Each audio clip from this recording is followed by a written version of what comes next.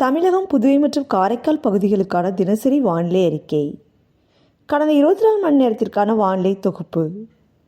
தமிழகத்தில் ஒரு சில இடங்களில் மழை பெய்துள்ளது. புதுச்சேரி மற்றும் காரைக்கால் பகுதிகளில் வறண்ட வானிலை நிலவியது. வெப்பநிலை பற்றிய குறிப்பு. அதிகபட்ச வெப்பநிலையாக கரூர் பரமத்தியில் 33 டிகிரி செல்சியஸ் பதிவாகி உள்ளது.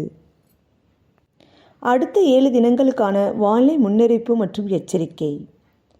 இந்திய பெருங்கடல் பகுதிகளில் நிலவிய வளிமண்டல கீழடுக்கு சுழற்சி அதே நிலையில் உள்ளது. 24ஆம் தேதியில் தமிழகத்தில் ஒரு சில இடங்களிலும், புதுவை மற்றும் காரைக்கால் பகுதிகளிலும் இடி மின்னலுடன் கூடிய லேசானது முதல் மிதமான மழை பெய்யக்கூடும். 25ஆம் தேதியில் தமிழகத்தில் ஒரு சில இடங்களிலும், புதுவை மற்றும் காரைக்கால் பகுதிகளிலும் லேசானது முதல் மிதமான மழை பெய்யக்கூடும்.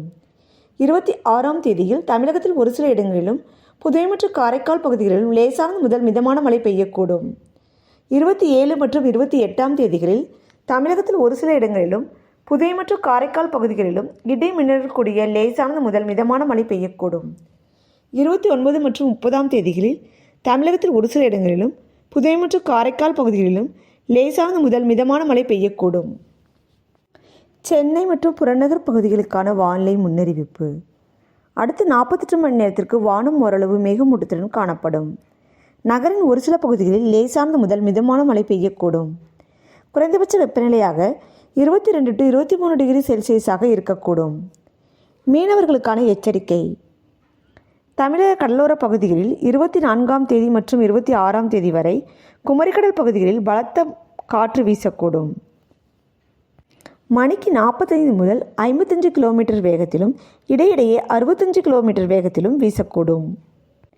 27 மற்றும் 28ஆம் தேதிகளில் குமரிக்கடல் பகுதிகளில் சூறாவளி காற்று மணிக்கு 40 முதல் 50 கிலோமீட்டர் வேகத்திலும், இடையிடையே 55 கிலோமீட்டர் வேகத்திலும் வீசக்கூடும்.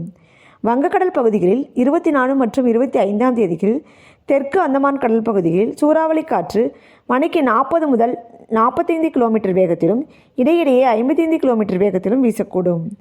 28ஆம் தேதியில் தெற்கு வங்கக்கடலின் மத்திய பகுதிகளில் சூறாவளி காற்று மணிக்கு 40 முதல் 50 கிலோமீட்டர் வேகத்திலும், இடையிடையே 55 கிலோமீட்டர் வேகத்திலும் வீசக்கூடும்.